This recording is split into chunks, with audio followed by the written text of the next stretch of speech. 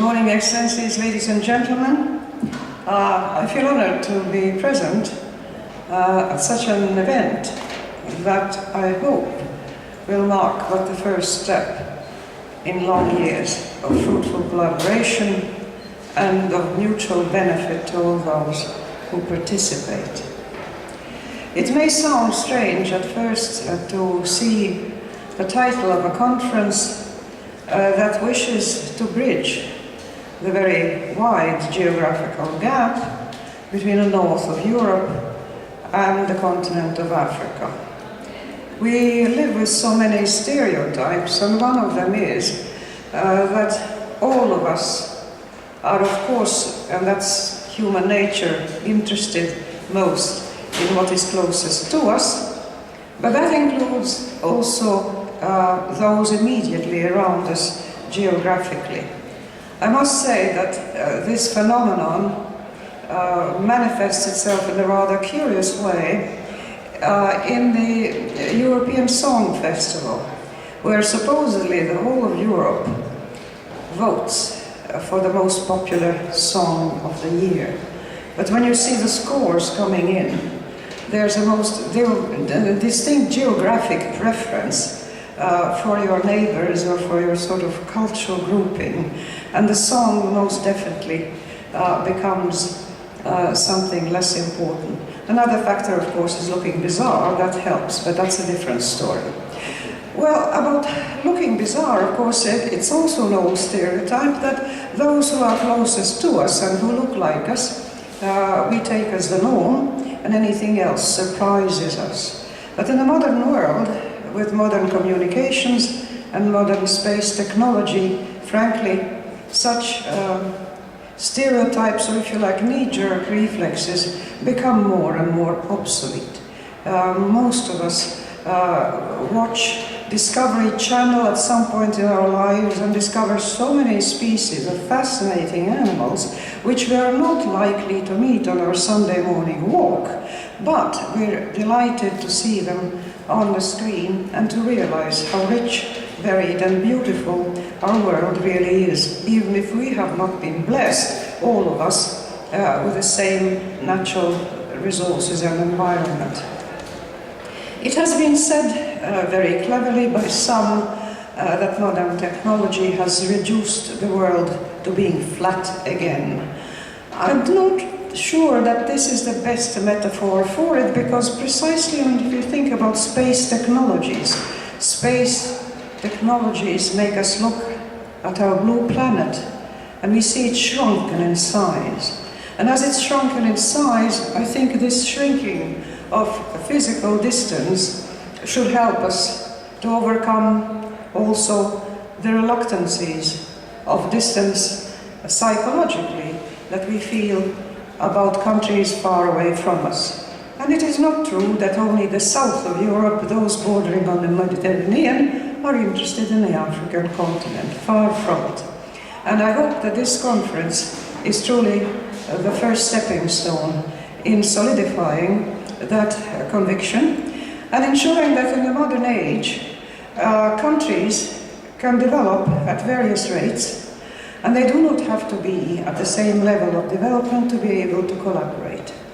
When Latvia became free again, with many other countries that have been behind the Iron Curtain, it had a lot of catching up to do with a free market, capitalist, if you like, sort of economy.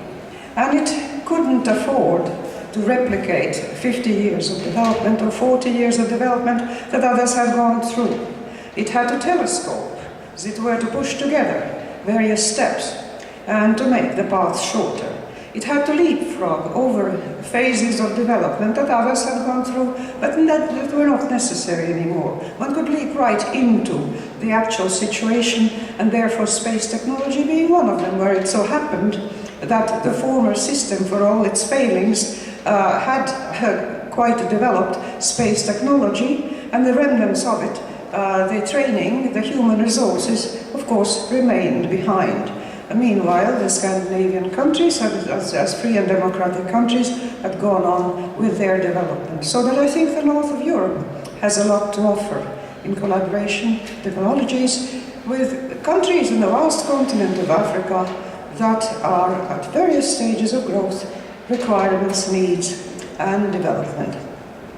It was mentioned that I'm a sort of expatriate from the African continent. It's true. I spent my adolescence in Morocco.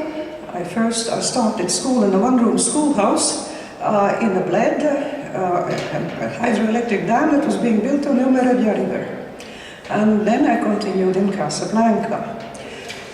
This was a time when Morocco was a French protectorate, and there were sort of two parallel societies, including two parallel justice systems, the French one and the Moroccan one. But I was very truly touched when I went back to Morocco as president of Latvia on a state visit, that the neighbors, the whole street, all the people in the house in the district where my parents and I had lived, they came out in force, they blocked the traffic, they all wanted to shake my hand, and they said, "We are so pleased that you actually made it as president of your native country, and we are proud of you because you're one of us." And they did the same at the high school, where they named a science pavilion after me. And most of all, I was touched by His Majesty Mohammed VI telling me, "You must always remember that wherever you go and whatever you do in the rest of your life, you can consider yourself as one of ours." And that coming from the King, I thought was very touching. But equally touching was an experience I had in South Africa after the United Nations Conference Against Racism and Xenophobia in Durban. That was some years ago. And after the conference, which had been a rather controversial one and with various complications, I had requested the organizers to arrange a meeting with businesswomen from the area. So on a Sunday morning after the conference, we met with a group of black women who were in business, and after having a short interchange, I simply asked them to tell me the stories of their lives and what they as women felt that they had encountered as difficulties and challenges. And most of the women broke into tears, and when they told me their story of the double discrimination they had suffered, first under apartheid and then as women wishing to work in business, they said that what was touching to them was the fact that a president from so far away, from the north of Europe, should come down there and spend her Sunday morning with them, truly interested in the stories of their lives and trying to somehow offer them sympathy and understanding. They gave me a lovely gift, which is a basket, and it's called a soul catcher. And I thought truly that that's symbolically such a beautiful gift to give, because when we go on a visit and try to understand people from another country, essentially we're also trying to catch their soul so that we can communicate with it. Business is one thing, and huge international corporations are often accused of being insensitive to the cultural differences, to the cultural customs and sensitivities of different countries they operate in. Of course, the smart ones have long discovered that they have to give special training to their workers and their executives when, for instance, they're going to Japan or to China from the United States or from Canada. But there is always that element of human understanding, I think, of human respect and truly interest in the other person, in their problems, and solving them together. The sense of solidarity and of cooperation, I think, can be absolutely possible, and you can develop it with other people from anywhere in the world if you have the goodwill for it. And in fact, it's a joyous voyage of discovery to discover how in unlikely and unexpected places you can find chords of sympathy that resonate with your heart, and that you can truly feel enriched by these contacts and reaffirmed in your own identity by being accepted by somebody who is in many superficial ways so apparently different, but yet in their heart and in their humanity are deeply and very much the same as you. I shall tell you about space technologies and what it can accomplish. You will have the rest of the conference to hear about that from experts. I'd just like to add that I am active in a number of international bodies which have in various ways collaboration with Africa, and so that if you like, if you want to see a specimen, like a butterfly in a collection, a specimen that shows that somebody from Latvia can be very much engaged in things African, then indeed I could quote you chapter and verse of the activities that I've been engaged with. I am currently, I sit on the International Board of Trustees of the Biblioteca Alexandrina. It affords me the opportunity to go to either to Alexandria or to Cairo every spring in April. And I must say that during the past years, I have already met with 2 different presidents. Well, we have an inkling as to who the president is going to be next year, but it is a country that is going through truly fundamental and important changes, and in many ways is looking for its way. I have been in Uganda with programs from the Club de Madrid, of which I am currently president.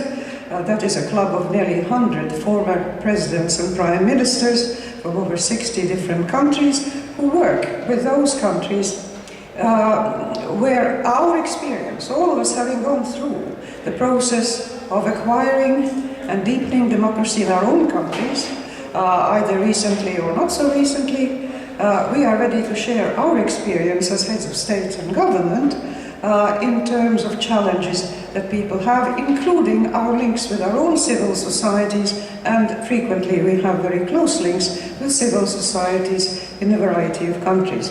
It has been the case for the Club de Madrid work in Uganda. I have also been to Malawi within another international group, which is the International Council on Reproductive Health.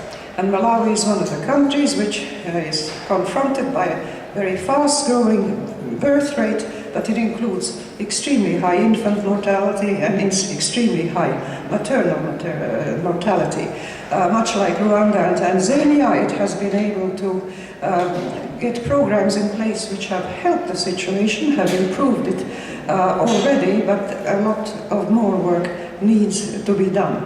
I'm also on the honorary committee of the Chirac Foundation, the Jacques Chirac Foundation. You know, as President Chirac has always had an extremely warm spot in his heart for Africa. In his private office, you can see an absolutely magnificent private collection of African sculptures from the sub-Saharan Africa. And within the context of that body, I have been able to see how much can be helped in certain areas. For instance, in encouraging people to build homes from local materials and using local styles, which turn out to be extremely efficient in both in keeping warmth when it gets cold and in protecting from the heat. In a great heat, or again providing villages with fresh drinking water and things of that sort. We also have on a jury of a Prevention of Conflicts Prize that the Jacques Chirac Foundation hands out each year, and we have given a number of prizes to people who have been working in Nigeria, in Rwanda, doing their best to overcome the local animosities, the inheritance of crimes against humanity that have been committed in various parts of Africa. I'm also on the International Criminal Court Trust Fund for Victims. I represent Eastern Europe there, and we work in northern Uganda, in the Congo, and when we will be able to step in the Central African Republic, but we haven't been able to start our programs because of the situation on the ground. And this is always with cooperation of local governments, which alas, as in the case of the Central African Republic, are not always able to fulfill the obligations that what we would expect governments to offer their citizens, and they do need, in that case, help from elsewhere. Ladies and gentlemen, I wish you truly a fruitful and interesting conference, and I would like to leave with you this thought, that this planet from space is much smaller than we imagine it to be, and we can reach out to any part we like, and particularly thanks to space technology. I wish you well.